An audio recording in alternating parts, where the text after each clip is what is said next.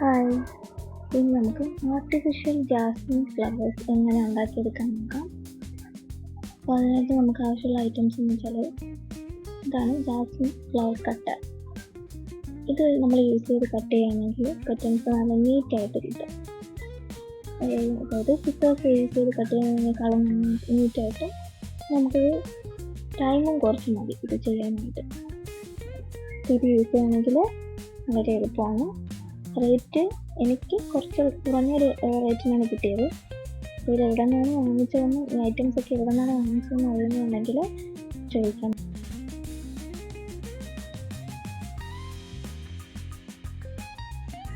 ഇനി നമുക്ക് വേണ്ടത് 2 ഫോം ഷീറ്റ്സ് ആണ്. Ivory colour, green colour.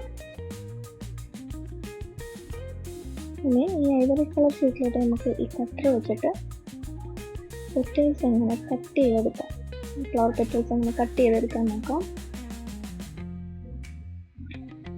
പിന്നെ അകത്തോട്ട് വെച്ചിട്ട് ജസ്റ്റ് ഒന്ന് പ്രസ് ചെയ്ത് കൊടുത്താൽ മാത്രമേ നീറ്റായിട്ടുള്ള പെറ്റൽസ് നമുക്ക് കിട്ടാം.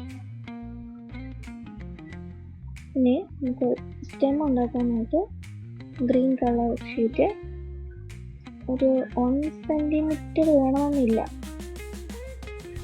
നമുക്ക് എത്രയാണോ വേണ്ടത് അതിനനുസരിച്ച് ചെറിയൊരു പീസ് കട്ട് ചെയ്തെടുക്കാം. വേറെ രീതിയിലുണ്ട് കട്ട് ചെയ്യാൻ. ഫുള്ളായിട്ട് കട്ട് ചെയ്തിട്ട് പിന്നെ നമുക്ക് ഒട്ടിച്ചെടുക്കാം. ചെറിയൊരു പീസ് കട്ട് ചെയ്തെടുക്കുന്നേ ഉള്ളൂ. പിന്നെ കട്ട് ചെയ്തെടുത്തതിന് ശേഷം നമുക്ക് B7000 ഗ്രൂ ഇതാണ് ഇത് യൂസ് ചെയ്ത് നമുക്കൊന്ന് ഒട്ടിച്ചു കൊടുക്കാം.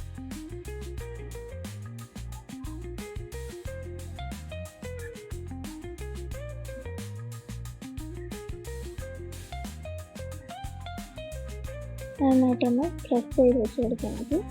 ഒട്ടിപ്പിടിച്ചിട്ട് ഇതുപോലെ നീറ്റായിട്ടുള്ള നമുക്ക് സ്റ്റെംസ് കിട്ടും. അപ്പോൾ നമ്മുടെ സ്റ്റെമ്മും പെറ്റലിവിടെ റെഡി ആയിട്ടുണ്ട്. ഇനി നമുക്ക് ഒരു അയൺ ബോക്സ് ചൂടാക്കിയതിന് ശേഷം നമ്മൾ പെറ്റൽസ് അതിലോട്ട് വെച്ച് കൊടുക്കാം. ഫ്ലവർ പെറ്റൽസ് വെച്ചതിന് ശേഷം ജസ്റ്റ് ഞാനിപ്പോൾ ഇവിടെ ഒരു പെന്നാണ് യൂസ് ചെയ്യുന്നത്. പെന്ന് വെച്ച് ജസ്റ്റ് ഒന്ന് അറൗണ്ട് ചെയ്ത് വിട്ടു.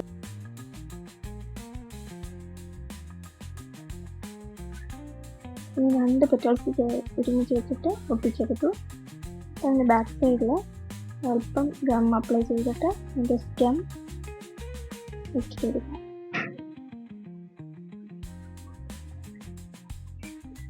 ഇതിന് ജോയിനായി വരാൻ കുറച്ച് സമയം എടുക്കും.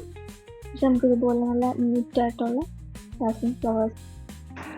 അപ്പോൾ വീഡിയോ ഇഷ്ടപ്പെട്ടാൽ ലൈക്ക് ചെയ്ത് സബ്സ്ക്രൈബ് ചെയ്യണം. Thank you.